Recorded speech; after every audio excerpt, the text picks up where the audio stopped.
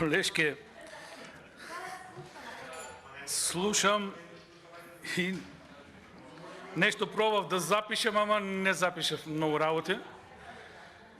Сватив дека читате нешто што ви е напишано и дека не соодейства со тоа што го кажав.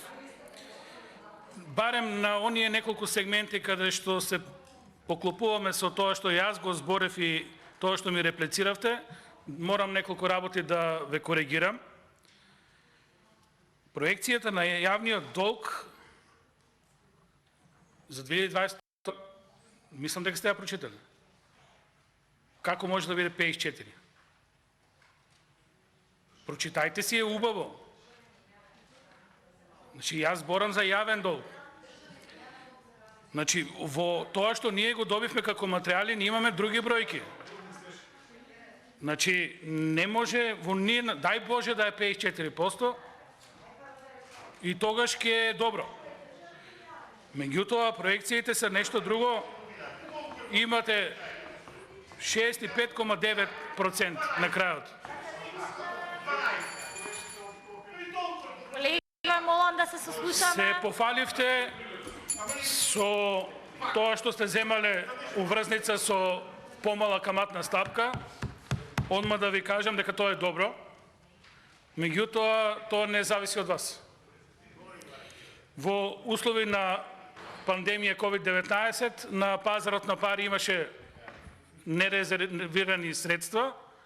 Тоа можат економисти да ви објаснат и нормално е да тие се понудат со помала каматна стапка, затоа што и по било која каматна стапка на банкарите и одговара да ги пласираат своите средства. И тоа да го знаете, затоа што тоа е сепак еден пазар. Не е некое големо достигнување на нашата политика. После спомнавте среден рок, долг рок. На среден рок и долг рок ќе ви кажам, да ме слушале внимателно, прво ние треба да излеземе од кризата која вие ја констатиравте. Дека државата е во криза. Тоа го констатиравте на вашите партиски тела и му забранивте на премиерот да си даде оставка. Значи, вие констатиравте дека државата е во криза. Сега не убедувате дека бројките се добри. Не ми е јасно како е тоа возможно, а Бога ми не е јасно и на граѓаните на Република Македонија, затоа што секој граѓанин ја чувствува таа криза. Прашање на време е кога и државата ќе ја почувствува таа криза, затоа што со оваа темпо на задолжување, во една ситуација кога ќе се затекне монетарната политика на поголеми нивоа, тоа ќе значи банкрот за државата. Тоа ќе значи дека нема да можеме да си ги сервисираме долговите и ќе не можеме да земаме никакви средства за развој на државата, односно за било што. А стојат патиштата неизградени, стојат празни слободните зони, затоа што нема инвестиции.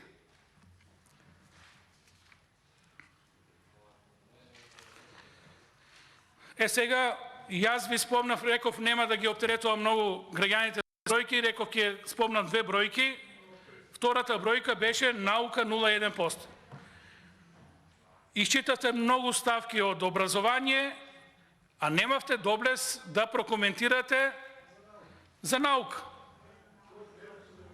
Науката со 0,1%. Далеку сме од развој на било кој и среден и долг рок. Ова е подценување на македонската научна фела, ова е срам за државата. Ова е доказ на уште еден момент каде што државата е заробена, каде што политичарите не сакат да вложат во знаење, затоа што знаењето ги побива нивните тези. Знаењето, одам на уште една што ја спомнавте. образование. Знаењето ви рече новиот концепт на Мила Царовска не чине, не го бива. Ке го доведе образованието во колапс. Тоа ви го кажа УКИМ, тоа ви го кажа МАНУ, тоа ви го кажа институти. Затоа нема пари во науката. Затоа што го дигнаа гласот против узурпацијата на образованието во однос на решавање на некои други политички мотиви. Нормално пари за наука нема да има. Тоа на некој начин буквално го казнувате секторот кој треба да води развој на државата. Затоа што ќе потенцирам уште еднаш, на ваква влада, на вакво владеачко мнозинство не му треба развој, не му треба наука. Му треба приказки и читање на тоа што ви е напишано.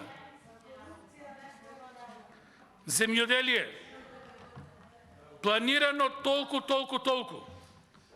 Знаете ли дека тутунот на крајот се откупуваше за 1 евро? Знаете ли колкава е маката на тутунарите? Знаете ли дека тие не следат во овој момент и се чудат како можеме да кажеме дека земјоделието е добро? Да ве потсетам, грозгето се откупуваше по 2 денара за килограм. Повторно со разни програми, малверзации, стигнавме до дестилат, а дестилатот во државата го нема.